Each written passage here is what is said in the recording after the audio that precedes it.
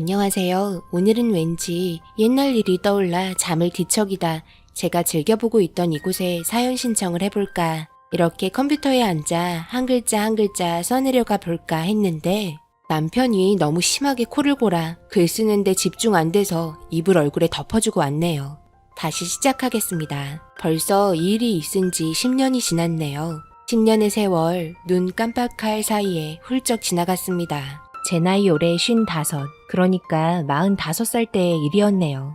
아직도 생생하게 기억이 나는 일로 인해 잠 못 이루는 적이 한두 번이 아니었습니다. 시간을 거슬러 어느 여름 더위가 한풀 꺾이고 있는 시점에 저기 멀리에서 기차가 저를 반겨주며 가까이 왔네요. 바람에 머리카락이 흩날리며 헝클어진 머리를 정돈하면서 한껏 기대에 부푼 마음으로 기차에 올라탔습니다.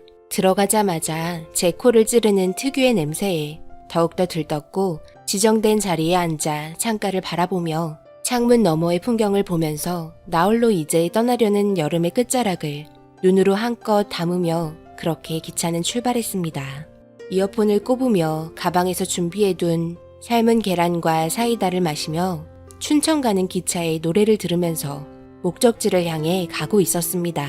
한참을 달려 도착한 곳은 포항이었습니다. 그렇게 도착하고 먼저 간 곳은 다름 아닌 포항 북부 해수욕장을 거닐었습니다. 포항에서는 꽤 유명한 곳으로 알고 있네요. 지금은 영일대 해수욕장으로 바뀌었다고는 하던데 여하튼 해수욕장에서 나홀로 여행이라 그런지 꽤 쓸쓸했네요. 주변에 해수욕하는 사람들도 꽤 있었고 시끌벅적했습니다.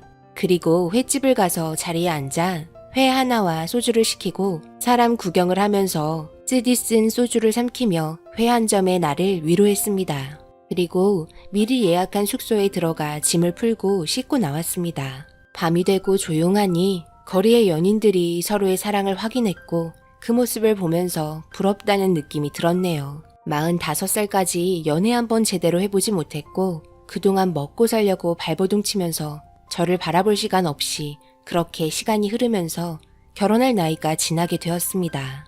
그리고 늦은 밤 쌀쌀한 바닷바람이 불자 저는 쓸쓸함을 뒤로한 채 창문을 닫고 숙소에 들어오기 전에 편의점에서 샀던 맥주와 먹고 자면 뱃살이 늘어날 버터 오징어와 기름진 치킨 뒷다리 몇 조각 산 걸 테이블에 펼치며 장소만 바뀐 곳에서 나름 이것도 기분 내는 거라며 볼 거 없는 TV를 돌려보며 맥주 한 잔에 치킨을 입에 넣었습니다. 나름 괜찮은 맛에 만족을 했고 그렇게 배부른 상태에서 잠이 솔솔 오길래 빠르게 양치를 하고 자리에 누워 베개를 끌어안고 만족했던 야식에 미소를 지으며 잠이 들었습니다. 그렇게 아침이 되었고 부스스한 상태에서 모자만 눌러쓰고 다음 일정을 위해 나왔네요. 부랴부랴 아침 일찍 서둘러야 하루의 일과를 끝내고 다음날 다시 올라가야 하기 때문에 마지막 일정을 발빠르게 움직였습니다. 그런데 돌아다니는 곳마다 왜 이리 군인들이 많은 건지 해병대 분들의 눈빛이 무서웠고 눈길을 피하며 그렇게 관광을 했습니다. 도착한 곳은 호미곶이었는데 많은 사람들 사이를 이리저리 피해 다니며 사진 한 장 찍겠다고 요리조리 사진 잘 나오는 각도를 찾고 있었는데 그때 들려오는 남자의 목소리에 살짝 긴장을 하게 되었네요. 저기요, 괜찮으시다면 저희 부대원과 사진 한 장 찍으려고 하는데 부탁 좀 드려도 되겠습니까? 네? 아, 네, 주세요. 감사합니다. 여기 앞에 줄 서라. 5와 열, 똑바로 줄 서지 못하냐? 사진 찍어 주신단다. 줄 맞춰. 그렇게 저는 무섭게 생기신 해병대 군인분의 부탁으로 사진 몇 장을 찍어 드렸습니다. 그리고 감사하다는 말과 함께 내미는 손에 일회용 카메라를 건네줬습니다. 그렇게 저는 다시 얼굴이 잘 나오는 각도로 카메라를 잡고 있는데 아까 군인분께서 저에게 다가오더니 사진 찍어주겠다며 제 카메라를 뺏어서 포즈 취하라고 하길래 얼떨결에 포즈를 취했고 그렇게 사진 몇 장을 카메라에 담았습니다.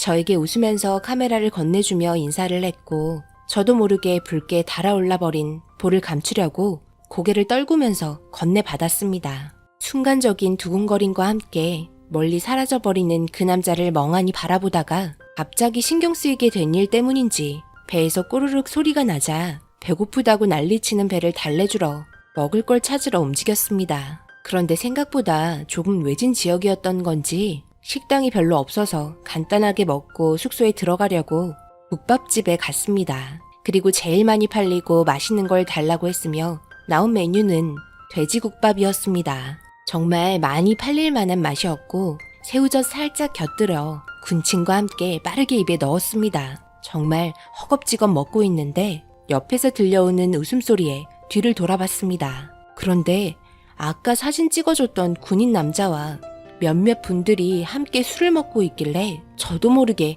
개걸스럽게 먹던 걸 조신하게 먹었고 신경이 쓰였는지 입으로 들어가는지 코로 들어가는지 몰랐습니다. 그렇게 힘겹게 먹고 일어나 계산하고 매장을 나왔습니다. 괜한 신경을 써서 그런지 나이 40 먹고 이게 뭔 주책인가 생각하며 하늘을 보며 한숨을 크게 한번 쉬고 소화를 시킬 겸 해안 인도를 걸어갔습니다. 이어폰을 꼽고 노래를 들으면서 가로등 불빛을 의지하며 걷고 있는데 너무 심취했는지 너무 어두운 곳까지 오게 되었고 순간적으로 무서움에 휩싸였습니다. 다시 뒤를 돌아 빠르게 걸으며 식당이 있던 곳까지 걸어가고 있었습니다. 이어폰을 빼서 주머니에 넣었고 발빠르게 가고 있는데 뒤에서 들려오는 웃음소리에 뒤를 돌아봤고 제가 뒤를 돌아보자마자 웃음소리가 멈추면서 멀리에서 그림자만 보이고 두 명이 저를 쳐다보고 있다는 시선을 받게 되면서 저는 다시 고개를 돌려 빠른 걸음으로 걸어가고 있었습니다. 제가 걷자 다시 따라오면서 두 명의 남자가 저를 보면서 웃고 있었고 너무 무서운 상태에 숨이 가빠오면서 길거리에 아무도 없는 해안 인도를 달리려고 하는데 어느 순간 제 뒤에까지 따라왔는지 제 어깨를 잡으며 술 냄새가 진동을 하는 남자가 저를 보고 말을 걸었습니다. 저기요. 뭘 그렇게 급하게 뛰어가세요? 혼자 오셨어요? 이런 음침한 곳에 여자 혼자 있으면 위험해요. 이건 아요. 저도 알아요. 그래서 지금 가고 있잖아요. 신경 쓰지 말고 가던 길 가세요. 이 아줌마 성격 있네. 저희가 뭐라도 할까봐 그런가 봐요. 저희 군인이라 그런 생각하면 큰일 나요. 뭐 볼 것도 없구만. 비싸게 굴어요. 그냥 이야기나 하자는 거지. 싫으세요? 저희랑 간단하게 술 한 잔만 할까요? 뭐라고 하는 거예요? 나이도 어린 것들이? 너희 몇 살이야? 신고할 줄 알아? 빨리 안 가? 야, 신고한단다. 그럼 우리가 무서워할 줄 아나 봐. 여기서 쥐도 새도 모르게 사라질 수도 있어요, 아줌마. 말 조심하세요. 그러니까 가던 길 가시라고요. 저한테 이러지 마세요. 무섭단 말이에요. 이 아줌마 겁먹었다, 야. 겁먹으니까 귀여운데? 아줌마 몇 살이에요? 일로 와보세요. 거기 어두워서 잘 안 보이니까 저희랑 대화 좀 하자니까요. 뭘 그렇게 비싸게 굴어요. 그냥 간단하게 이런저런 이야기만 하자는 건데. 저 아줌마 아니거든요? 저기요, 여기 아무도 없어요? 도와주세요. 여기서 소리 질러봤자 아무 소용 없는데. 여기 있는 분들 죄다 할머니 할아버지들이라 귀도 어둡고 일찍 잠자리에 드세요. 몰랐죠? 저희 착한 군인이에요. 무서워할 필요 없어요. 야, 너희들 지금 여기서 뭐 하는 짓들이야? 이 자식들. 내가 너희들 시간 내에 복귀하라고 했지? 말년이라고 지금 여기서 이러고 있냐? 외출증 끊어줬으면 제때제때 들어야 할 거 아냐? 너희 저녁 안 하고 싶어? 빨리 안 들어가? 지금 해안 정찰 시간인 거 몰라? 지금 이 상황 그냥 넘어가지 않을 거니까 복귀해서 보자. 알겠어? 정신 빠진 놈들 빨리 들어가. 괜찮으세요? 많이 놀라셨죠? 정말 죄송합니다. 어디 다치거나 문제 생기셨나요? 저놈들이 이제 저녁 며칠 안 남아서 많이 들떠 있었나 보네요. 정말 죄송합니다. 제가 택시 타는 데까지 바래다 드리겠습니다.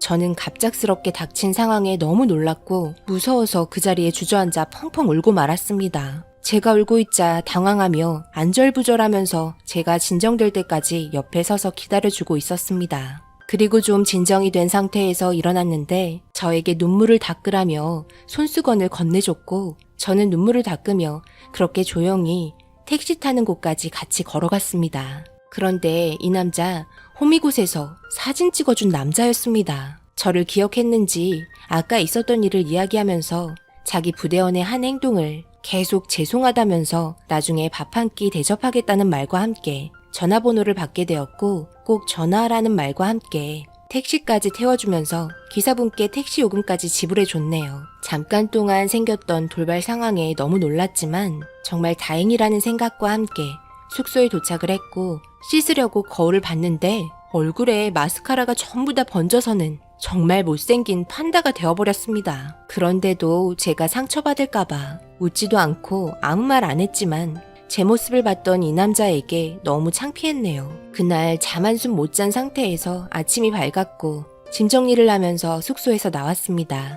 아침이 되자 또다시 제 뱃속에서는 배고프다며 재촉을 했고 어제 있었던 일이 갑자기 생각이 나면서 보상받아야겠다는 생각에 철판 깔고 전화를 걸었습니다.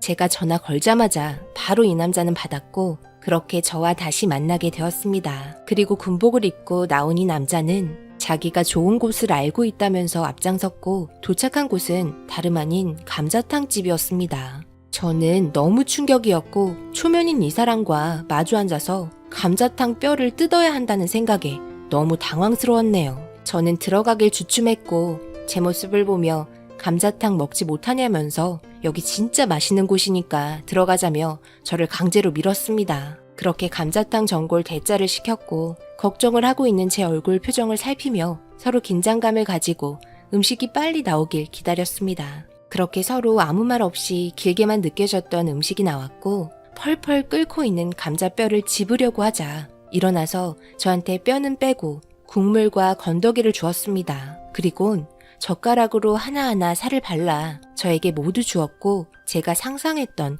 뼈 뜯던 장면은 없었습니다. 그렇게 네 번째 만남과 함께 밥을 먹으며 이런저런 이야기를 하게 되었고 전날 밤에 있었던 상황이 생각이 나면서 제가 갑자기 또 열이 오르자 밥 먹고 갈 데가 있으니 같이 가자는 말에 밥을 먹고 도착한 곳은 경기초소였습니다. 거기에는 전날 밤에 만났던 부대원이 있었고 이 남자가 나오라는 말에 두 명은 고개를 떨구며 저에게 다가왔습니다. 저는 가차없이 정강이를 걷어차면서 어른한테 버릇없이 뭐하는 짓이냐며 소리를 쳤고 맨정신이었는지 죄송하다면서 고개를 떨구고 있었습니다. 그런데 이 남자 갑자기 부대원에게 엎드리라는 말과 함께 하나는 정신상태, 둘은 불량, 셋은 죄송합니다를 외치게 했습니다. 이걸 반복해서 몇 번을 하곤 부대원들은 들어갔고 전날의 일을 다시 한번 죄송했다는 말과 함께 기차역까지 바래다 준다며 말을 꺼냈습니다. 저는 괜찮다고는 했지만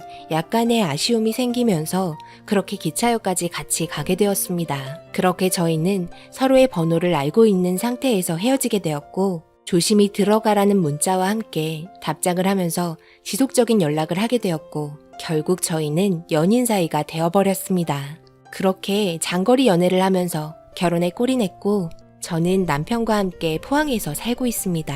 제가 남편의 나이를 처음에 말을 안 한 이유는 욕을 먹을까봐 마지막에 말하고자 했네요. 남편의 나이는 현재 45살입니다. 저와 10살 차이가 나네요. 10년 전 일이니까 그때 남편은 35살이었네요. 죄송합니다. 제가 도둑질을 하게 되었네요. 이렇게 제가 간직하고 있는 추억의 사연을 풀어봤습니다. 아마 포항으로 여행 계획을 잡지 않았다면 지금의 남편은 만날 수가 없었겠죠. 지금도 깨볶으면서 잘 살고 있습니다. 글을 마무리하니 입을 걷어차고 코 골고 있네요. 이제 글은 마무리해야겠습니다. 제 사연 읽어주신 분들 감사합니다. 내일 저녁에는 남편이랑 감자탕 한 그릇 하러 가야겠습니다.